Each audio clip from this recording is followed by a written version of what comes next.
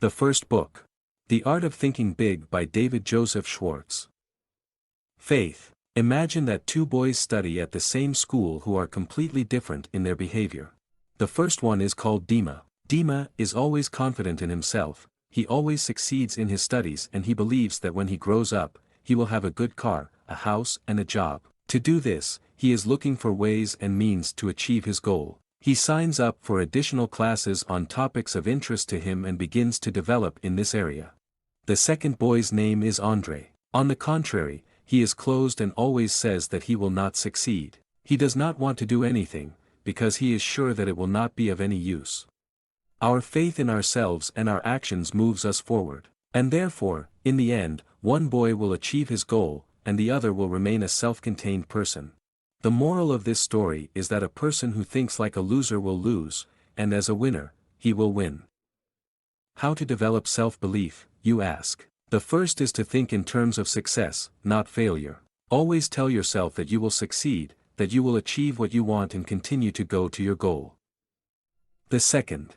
Constantly remind yourself that you are better than you used to think you were. Most people underestimate themselves and belittle their own skills and abilities. Third.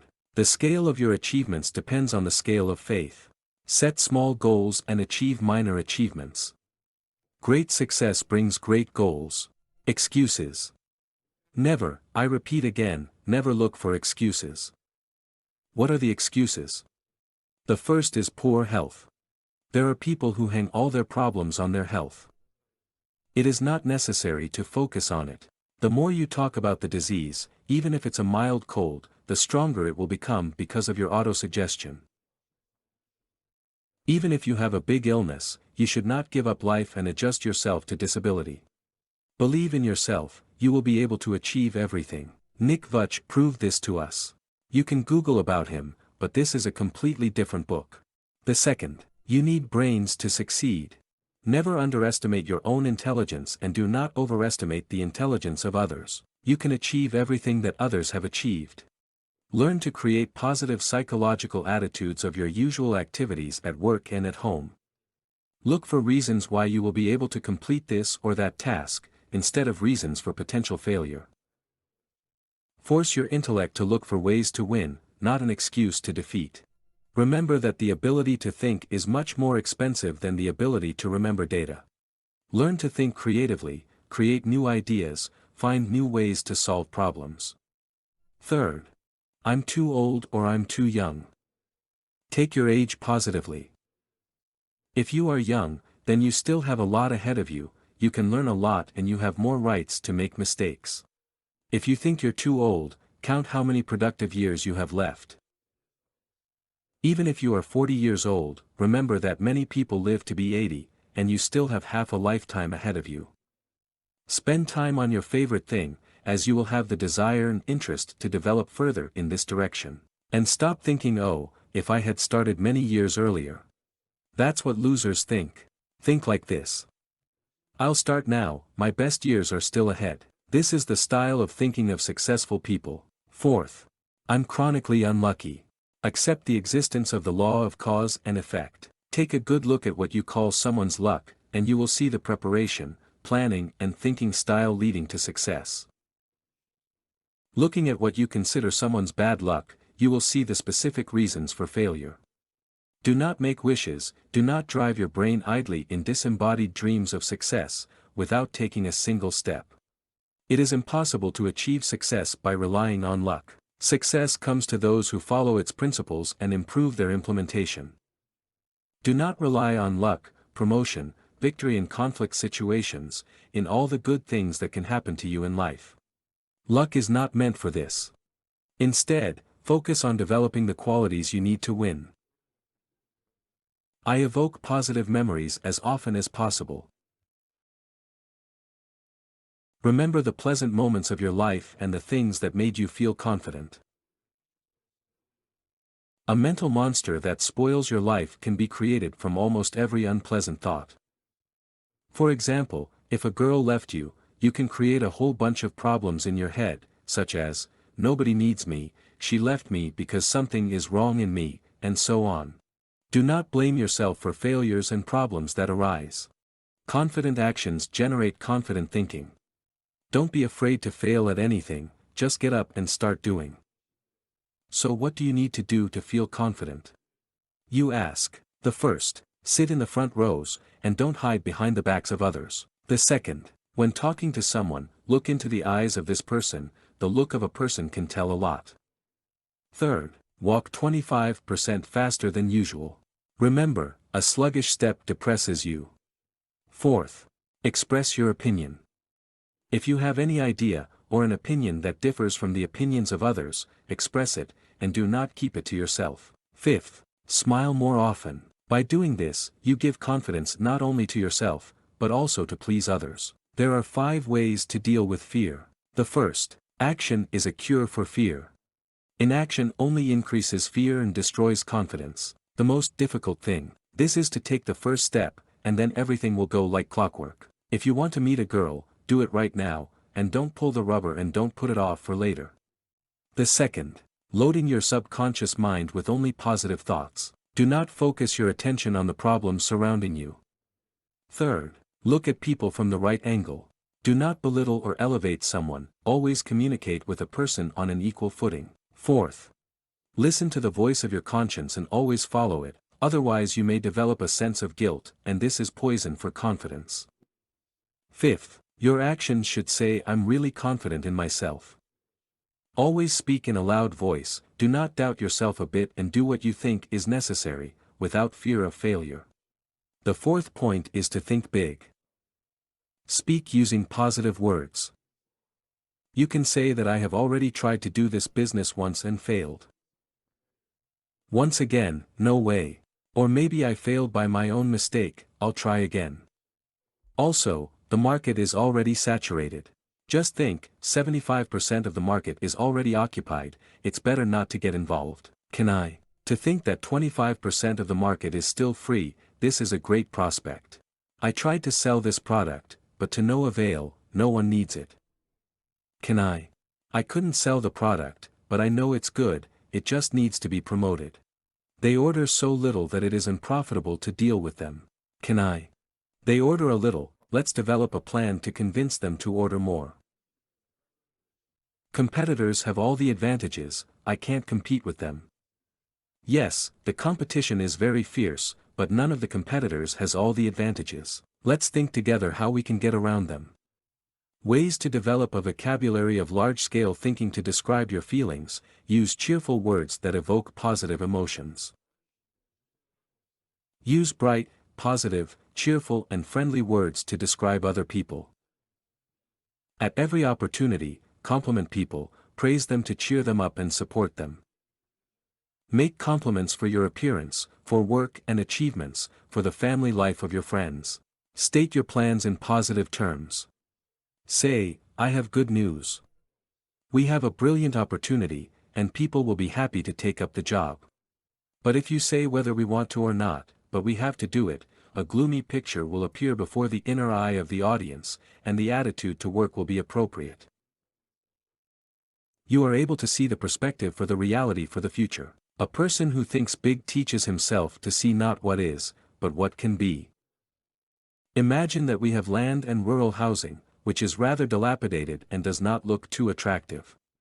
But it is possible to sell not just land and housing, as it is. Give the person a concrete plan of what can be done with the farm and consider it sold. And here are some plans. One of them provides for the establishment of a riding school on the farm. There are all conditions for this. A fast-growing city nearby, people have more money, and interest in going out into nature is growing. The plan shows in detail how to ensure the maintenance of a decent number of horses in order to make a solid profit. The second plan suggests organizing a nursery for growing tree seedlings for sale. The third one provides for a combination of a nursery of seedlings with a poultry farm. Now you don't have to prove to customers that the farm is good in itself. You can show how this piece of land can make a profit. People are willing to pay more if they get an idea in addition to the territory. So, be able to see the possibility behind the reality. Visualization gives value to everything. Large-scale thinking is impossible without visualizing the possibilities realized in the future. Big-minded people don't cling to the present. How much does the buyer cost? One day, when I went into the store, I saw the seller arguing with the buyer. The buyer left in an irritated state, and the saleswoman said, "He wants to buy $1.50 worth of goods, and I have to spend all my time and rummage through the shelves to find what he needs. He's not worth it." And this is her main mistake. Buyers should be evaluated not by a one-time purchase, but by the amount of purchases for the year. Even if he bought something for $1 now, next week he will gain $150. As a result, the store lost this money in the future. This principle applies not only to retail, but also to any type of business. The profit is brought by regular partners, regular customers. Often at first you have to work without profit at all, until a permanent clientele appears. Look not at your customers' current expenses, but at their potential expenses. If you give your customers more value, they will come back to you more than once. A story about a blind milkman. Once a young milk peddler called at our door and offered his services. I said that milk was already being delivered to us and offered to go to a neighbor. The guy replied, "I've already talked to her, they need a liter of milk for 2 days, an unprofitable order." Maybe that's what I said, but haven't you noticed that in about a month they will need a lot more milk? The hostess is waiting for an addition. After a moment of confusion, the milkman exclaimed, "How could I be so blind? Today, my neighbors buy 7 liters of milk every 2 days from a milkman who turned out to be so astute." And here's a little workshop on increasing value. First, increase the value of everything that surrounds you, as a real estate dealer did. Constantly ask yourself how you can increase the value of this room, this house, this business. Look for ideas whose implementation could do this. Second, increase the value of the people around you. The higher you progress along the path of success, the more your work will be connected with the growth and development of other people. Think about how you can increase the value of your subordinates, how to make their work more efficient. In order to manifest the best in a person, you first need to see this best. Third, increase your own value. Every day you conduct an interview with yourself, asking yourself the question, "What can I do to increase my value today?" Imagine yourself as you can become, and then the ways to achieve your potential value will be revealed by themselves. Creative thinking. When you believe in the impossibility, your mind starts looking for evidence of the impossibility. But if you sincerely believe that this is possible, the mind begins to look for ways to achieve the goal and finds them. So there is a story connected with this. In 1939 year, a student was late for class and mistakenly thought that the equations written on the blackboard were homework. The task was difficult, but still George managed to complete it. It turned out that it was the professor who demonstrated 2 unsolved problems of statistics that scientists could not cope with for many years.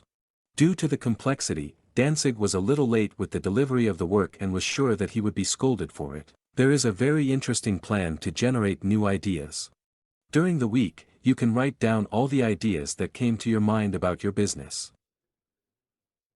Every Monday, starting with the fact that he allocates 4 hours to think about all the ideas recorded during the week and choosing the most suitable ones from them. During these 4 hours, carefully considering all the details of your business, think about how to attract new regular customers. The ideas may seem so petty at first glance, but they can really work. There may be an arrangement of goods on shelves and showcases, and a credit system for regular customers, and a system of discounts and additional offers, and much more. Every day, before you start work, for 10 minutes think about the question, how can I work better today, how can I do more? I developed the ability to ask and listen. Encourages others to talk, in a personal conversation or at meetings, asking questions. What can you tell about your experience working with a company? What do you think can be done with so-and-so?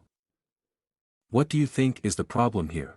By encouraging people to talk, you will win 2 victories at once. You will receive raw materials for creative solutions and gain friends and supporters. The surest way to please people is to listen to their opinion. Present your own ideas in the form of questions, such as what do you think about this and that? Let your interlocutors polish them. Do a little informal research, see how your employees will react to the ideas. It is very likely that a new, better idea will arise during the discussion. Focus on what others are saying. Listening is much more than just keeping your mouth shut. What you hear should penetrate your brain. How often people pretend to be employees, but in fact they don't hear a word. They are just waiting for the interlocutor to pause to insert a word. Focus on the words of the interlocutor, evaluate them. It's food for your mind. Here's a little tip of the plan for implementing ideas. The first, carry a notebook with you and write down all the ideas that come to you during the day. Second, review the recorded ideas, think about them, find connections between them, look for additional information related to your ideas in any way. Try to look at the idea from different angles. You represent what you think of yourself. Your thinking determines your actions. Your actions determine how others treat you. Be confident in yourself, and other people will listen to you. In a decent package, you have more chances to find a buyer and ask for a higher price. The better packaged you are, the better perceived in society. A person who considers his work important and necessary receives recommendations from his mind on how to work even better. Working better means getting promotions, more money, more prestige, more life satisfaction and happiness. There are 2 suggestions that will help you better organize the work of your subordinates. The first is to always show a positive attitude to your work in order to become an example of correct thinking for subordinates. And secondly, every day when you come to work, ask yourself the question, am I worthy of imitation in everything? Do I want to see all my habits in my subordinates? So, if you come to work in a depressed state, then be prepared that your employees will also not subconsciously copy you. Talk to yourself several times a day for inspiration. Ask yourself, when I worry, would an influential person worry about it? Would the most successful person I know worry about this? What would an influential person do if he came up with this idea? Do I look like a person with maximum self-respect? Am I speaking like a successful person? Would an influential person read this? Would successful, influential people discuss this topic? A respectable person would be angry because of this. Would a respectable person tell such jokes? How an influential person describes his work, telling others about it. Create your own environment. Make sure that you are among people who think correctly. Organize your environment, communicate with people of different interests. Let there be people among your friends whose views differ from yours. Get away from the negativists. Your psychological attitudes are your allies. Study more deeply the subject that you are not enthusiastic about, as you will not only have new topics that you can talk about, but also an awareness of working in this industry. Passion or lack of it is manifested in everything, even in a handshake. Speak energetically and vividly to show that you are confident in yourself, and always bring only good news. Also give a person the opportunity to feel significant, and he will start taking care of you, and when he takes care of you, he does more for you. Do not spare the praise. Always let people know you appreciate what they do for you. In no case should people have the impression that their services rendered to you are a matter of course. Express your approval in a warm, sincere smile that will let people know that you have paid attention to them and treat them well. Praise people by letting them understand your dependence on them. Sincerely said, not knowing what we would do without you, will make people feel that they are needed. And a person who feels his own need works even better. Praise people from the bottom of your heart, and do not give them compliments on duty. A person blooms from praise. Each of us likes to be praised, whether it's a 2-year-old kid or a 90-year-old man. Do not think that only great achievements are worthy of praise. Praise people for their usual routine work, for ideas expressed, for help. Compliment their appearance. Call a person specifically to express your admiration, visit him or write him a personal letter or note. Do not waste time and effort classifying people into very important, and insignificant. Do not make exceptions. Any person, be it a garbage collector or the president of the company, is important to you. You will never achieve first-class results if you treat someone as a second-class person. Also know the service first of all. You always do more for people than they expect. Think about people correctly. Remember, success depends on the support of other people. What are the rules of success when communicating with people you need to remember? First, learn to remember names. Be a pleasant person, so as not to cause feelings of tension in those who communicate with you. Learn to be calm, and then nothing will get you out of yourself. Don't be selfish, listen to the other person. Become interesting to people so that they see something valuable in communicating with you. Study yourself to get rid of personal thorns, including those whose presence you are not aware of. Sincerely, on the basis of Christian teaching, try to settle all your misunderstandings and quarrels that you had earlier or have now. Forget all your grievances.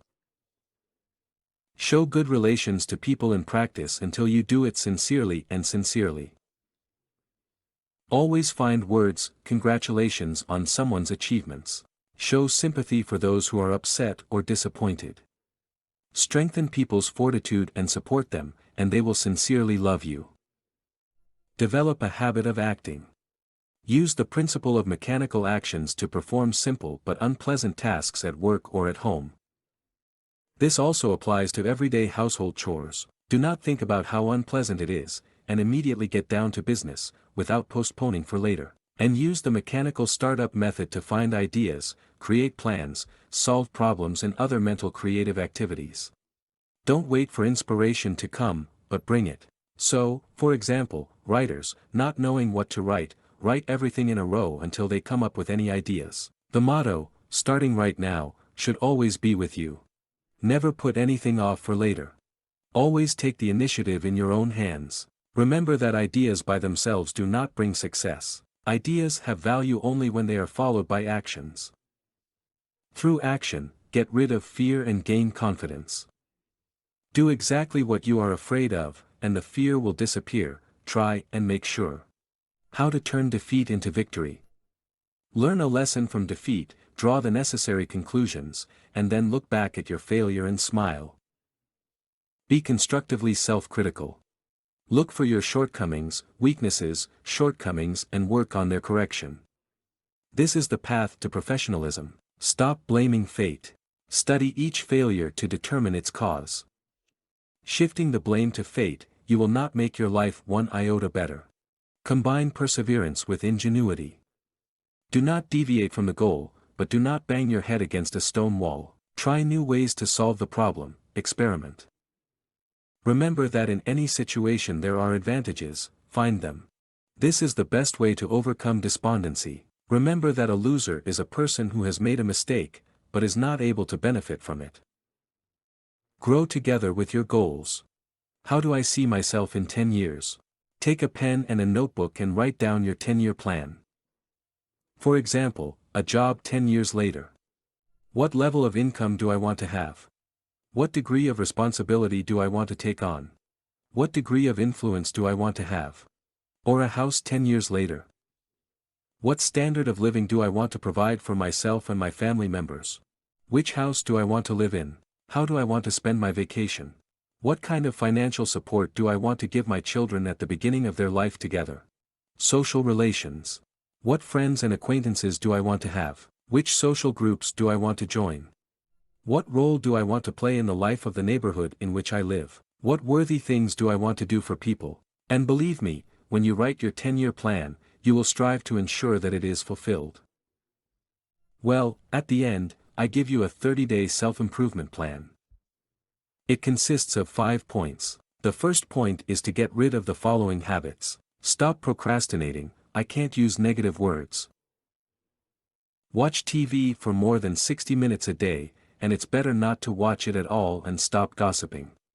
Acquire the following habits in these 30 days.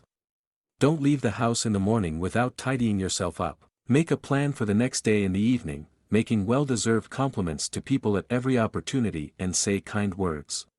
You can increase your value in the eyes of subordinates in the following ways. Contribute more to the development and improvement of their subordinates. More information about the company you work for and about its customers. Make 3 suggestions for improving the work of your company.